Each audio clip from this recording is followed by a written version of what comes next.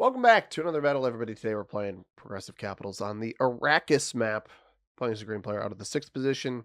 For those of you who tuned into yesterday's video, yes, I am still sick. We will move myself over to this side. I think this makes a little bit more sense. I'm going to be looking in a weird spot. I'm going to be looking at my icon the whole time. We're playing Arrakis. This is the second map in the Dune map pack. We're playing as a green player out of the 6th position. This is Tier List Tuesdays. Here's on the channel where we play every single map in Risk, stack them up against each other, and see how they play. I do think I want to cap in front of blue. I think long term, this is probably going to be my best choice. The bonus behind me isn't that strong, +2. And this is the most central of a position I'm going to get on this board. There are 2 blizzards. It's a 36 territory map. Like I said, Tier List Tuesday. Stack all the maps up, rate them on a tier list. On the meta settings, those are progressive cards, balance plus dice, no rank restrictions, alliances and portals are off, fog and blizzards are on. We play with neutral inactivity behavior in this series, and it is Capital Conquest with, again, fog and blizzards. So I think capping in front of blue, probably my best bet. White, we don't see white, admittedly. There's almost certainly some material behind him that he's going to have to hit to. It's a pretty chunky map. But I had a 6 here. We got 2 kind of nearby. This gives us a lot of... he does win that roll. A lot of play in other spots on the board. And you see it. There's the tail. The cat is here. Our emotional support cat is probably going to go hop up on my computer. But we're going to go for the win. That is always what we go for. But we're going to go for it even more today. We have capped in front of blue. He is trapped back here. So removal of blue is imperative to success in this game. I am equipped with a cough drop in the mouth and a cough drop in my pocket. Now, the one issue with blue here is that there is the potential that he tries to roll my cap right away, and then white steals it. And if that happens, we're going to be a sad, sad boy. But this was kind of a no-brainer cap spot for me. Okay. That roll, by the way, everybody, 14 on 9. He just rolled. That's an idiotic play from the blue player, in my opinion, because he's just is going to lose at least one of those. He's going to lose a cap either to whoever's behind him or white, right? So he wins that. He has 4 remaining troops. So 4 cap here, 4 cap here. Orange has actually given me a way out. I will still start with 6. So if white moves... That's the thing, is if white moves, I have the way to get... Blue is flagged. Blue is flagged before white has even taken either of these capitals. So it was probably a play just to spite me. It is what it is. If white doesn't have my capital, I'll try to take it back. You know, maybe he gets bad dice on this. I'll at least investigate. I might as well do my best to keep myself alive. But a 14 on 9, that is a... let's pull up the risk calculator. 14 on 9 capital roll. Pretty low odds, I think. I'm actually surprised he won it. That is a 38% chance, and it just won for him.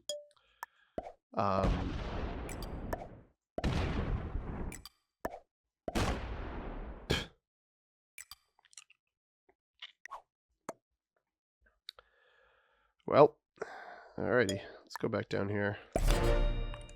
We'll just operate without a cap for a little bit, I guess. We'll see if white ends up getting +9.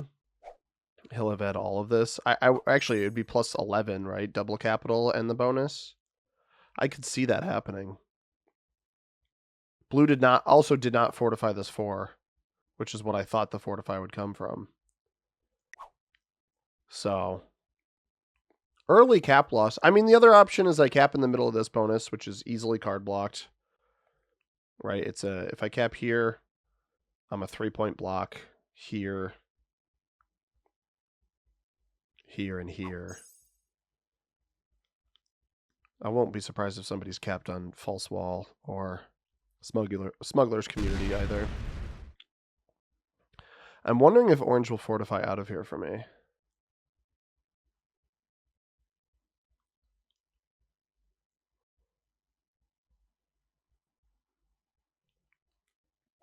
Yeah, sweet. Because if I can start holding like a +4 in the middle here and just like pretend I have a cap somewhere else, that might not actually be a bad idea. White is getting 9. So he does have triple capital. No bonus. Or lost his original. I'm not actually sure about that.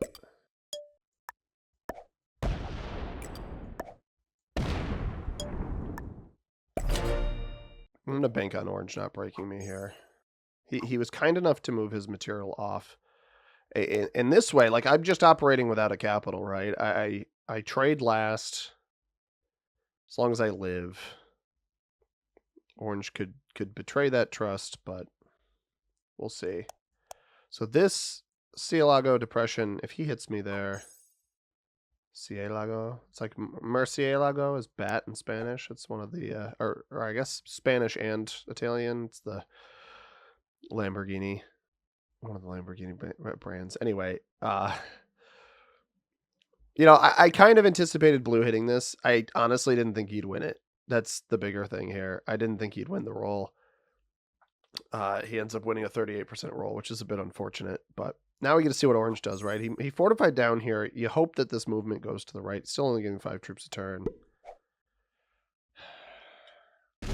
All right, I can live with that.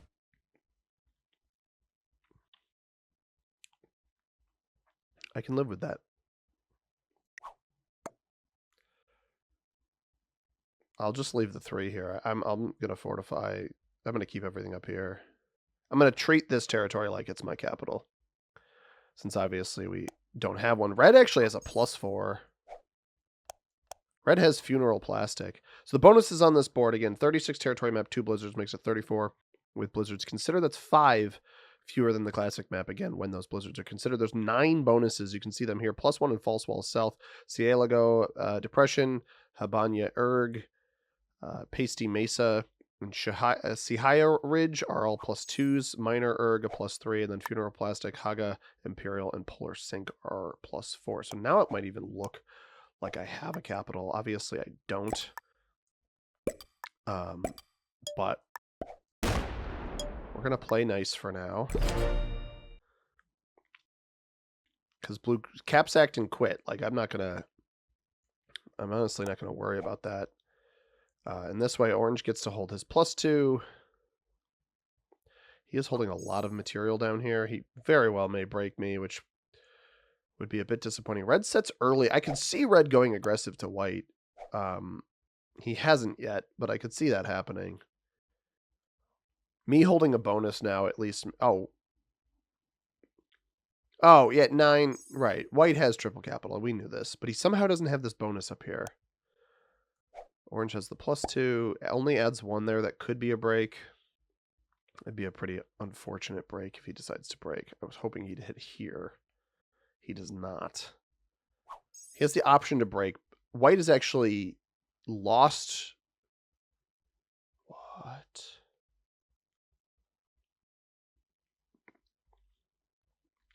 Yellow doesn't have a capital. Yellow doesn't have a capital. There's 5 players alive. Someone has 3 capitals. It is not white. White is only getting 7. He only has Sahaya. Red has 3. What? White trades. We should see this flip to 2 then, presumably. There's 2. Back to 3? Back to 3. So white had the bonus, but no double capital then. And in yellow, he's got 4 now. Red flags. We have to go. We have to go. We have to go. We have to go. Right now.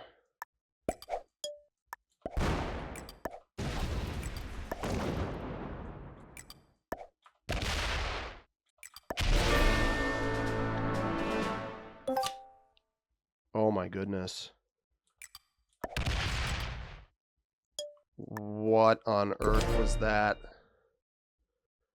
And I don't go fishing for white there, right? Like, that doesn't do me any good. 31 on yellow. He's going to try to come eliminate me. He does not have the means to do that. This is just a misguided elimination attempt. Does pick himself up 2 bonuses. I'm not going to probably let him hold that. Orange is getting 7 still. So there's still some hoodad stuff happening down here in the bottom right.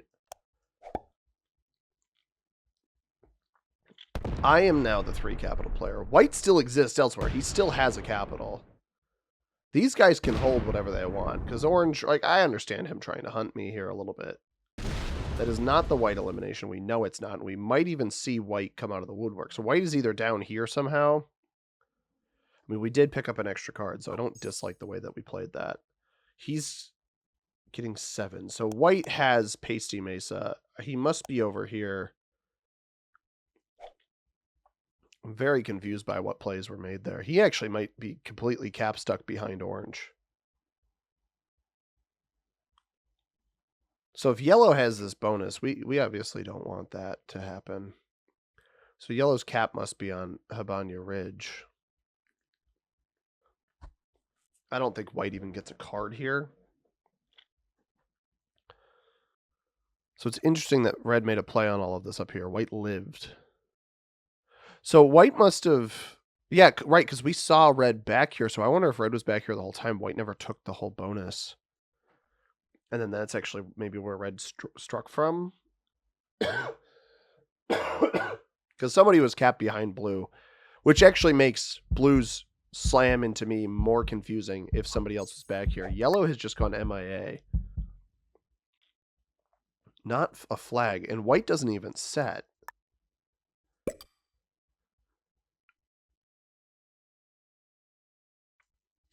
This has now become very interesting. What did he start last turn with? 9. So this is... I broke him in here. He knocked red out of this spot. But he took me out of here, right? So it's all's fair in love and war. Alright, I do, everybody, have to go put a pot pie into the oven. So I'll be right back.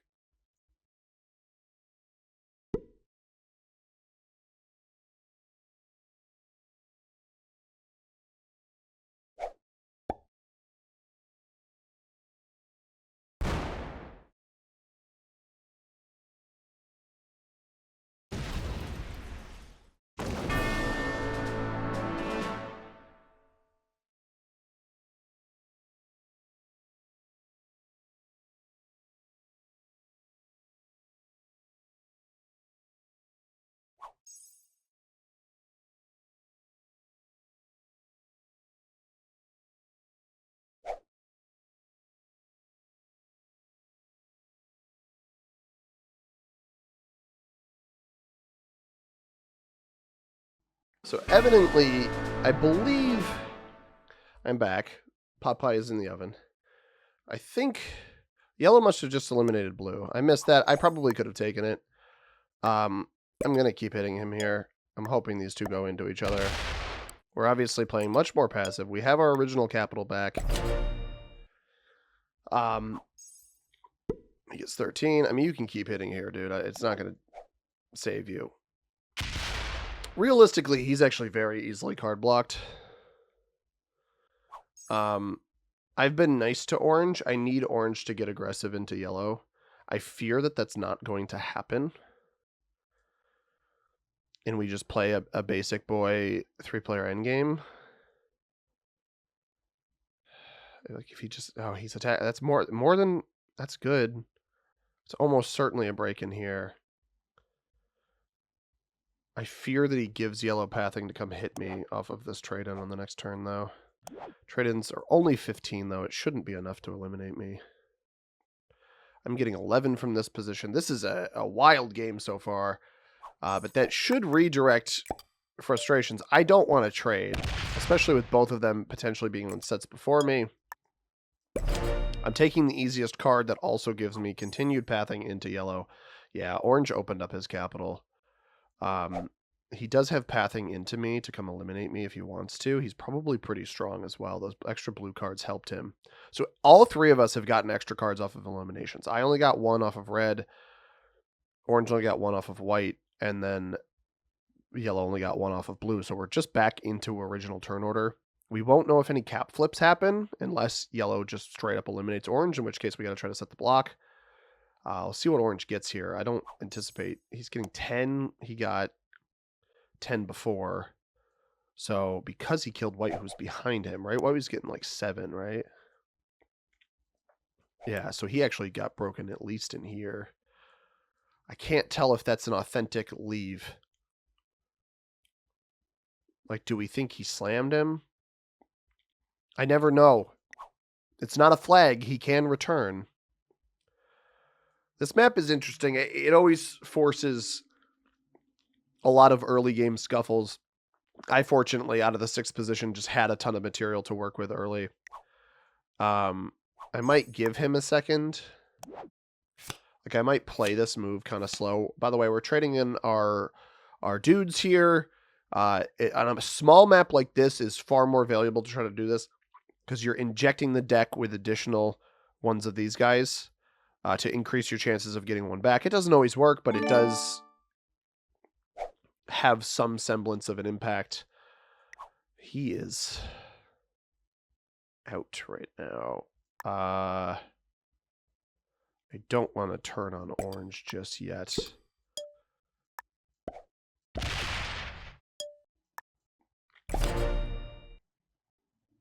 Orange is going to get quite a bit here. I'm okay giving him one turn where he gets a decent amount of troops.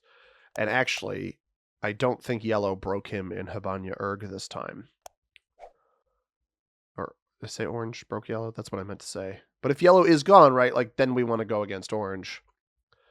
It's kind of that leaving issue where I think yellow still had a chance in this game. But admittedly, a locked capital. This is the main reason I wanted this cap. We ended up getting it back. Blue quit. Again, I don't know that I understood blue's slam on me with somebody capping behind him. Was this red's original? But I don't think so. This was probably... Well, I don't know now. Yeah, yellow bots. This may have been red's original. Then how would he have had this bonus over here in white? Oh, no, it must have been red's original, right? Red takes all of this from white. White still has some material nearby that can take it all back. But missed the elim. And then we take it all. I'm glad I struck when I did. It's just paying attention to the board. It's an important thing. Now, orange does go into yellow here. He knows how much I have on capital. I think it's valuable. He's worth 3 cards. Orange gets 18. I have a theory here. He's on a set, though. I'm going to leave him alone for now. I want to see how much... Oh.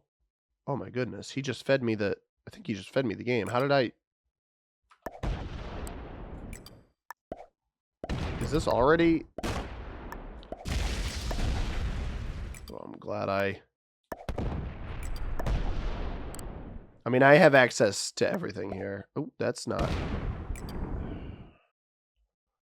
Where's the rest of it?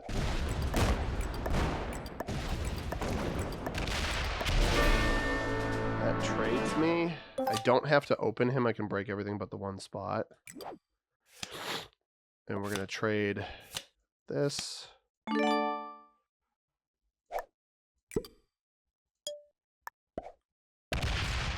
I wanted to check the capital.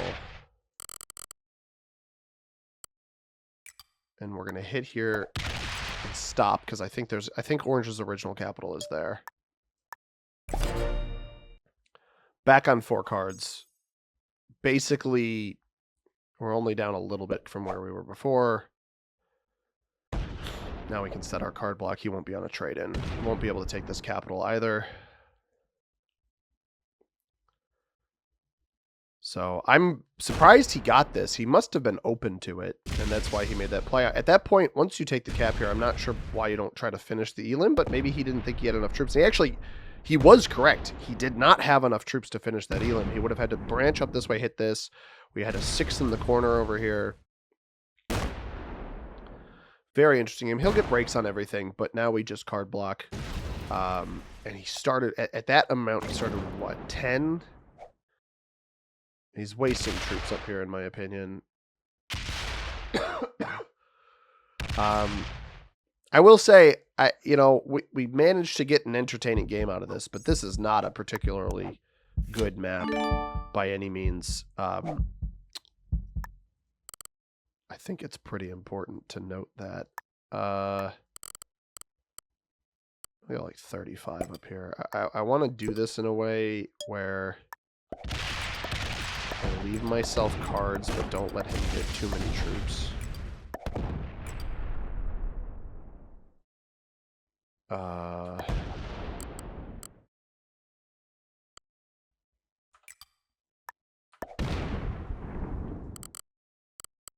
I'm going to leave legitimately 10 troops here.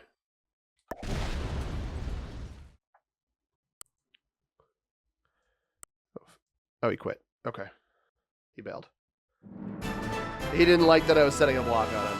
I'll take it, man. We capped directly next to somebody. We got our cap rolled on the very first turn, and we won the game. I don't get games like this too often, so it's kind of fun that we got it. Quick one. Despite all of that, a quick game. Let's check the ranks. I don't imagine anybody was super strong. Maybe White might have been our strongest opponent. I like it, but I don't think it's good. That's my input on this map. I do like that there's a lot of open stuff. White was our best opponent. Awareness to steal the capital. I think the retaliation play on red was a little bit much. I would have just tried to clear everything up here, but he very well may have just had this area down here, red stuck behind him, and then this out front where he just couldn't clear it all. He did cap behind orange. We didn't even get to see the 2 caps over here, but I think they were neighboring caps in that spot. Beginner, red was novice. Let's take a look at the map image over here. So blizzards on this map can very often create 1-point chokes like we saw here. 1-point +2s on both of these spots with this spot here. You can't have a blizzard on either of these 2 territories, but you could have a 2-point in the middle here on either of blizzards. So the blizzards are going to end up choking up the map, likely giving it a 1-point hold, and I think that actually hurts the map. Smaller maps are already hurting capitals because they make the game far too easy. They make the game far too easy for card blocks and stuff. Like, I simply opportunistically played this game, took the eliminations when I did, got a strong position with an open capital, and then we saw that at the end where like orange just opened everything up and I just closed it immediately on a singular turn, singular trade in. So very easy to set the card blocks. I don't even know that it's that easy to snowball, but I just think it's a little too cramped, a little too on top of each other. The best cap choice for me was also the riskiest. It obviously proved to be that, and yet we still managed to win the game. I think it's kind of like Castle, where it's just a little too small, but otherwise not terrible. Like, there is still game to be played on it. I think I like it better than Imperium that we played last week. I think I probably like it better than Lindisfarne. This one stalemates far too often, as does Machu Picchu. Svolder usually snowballs. I think it's right there with Castle with me. I think I like this one slightly less than Castle. I think Castle can be kind of fun. There's some interesting kill guard opportunities on that one. But it's down in the E tier, right? Like, it's not meant to be considered a great map. And I think these 2 that we started with are the 2 worst of the Dune map pack. I don't think any of the Dune map pack maps are on the level of top tier maps, but we'll see CH Tabor soon. Next week, we'll be looking at Arrakis, so stay tuned for that one. And then Arrakis Residence and CH Tabor finishing off the map pack. If you guys learned anything from this or you enjoyed the video, hit that like button down below. Subscribe if you haven't already. We'll be back with more Risk tomorrow and more Tier List Tuesday next Tuesday. As always, everybody, I've been C-Money. Thank you very much for watching. I hope my cold goes away very, very soon, but I hope you have a tremendous rest of your day. Peace.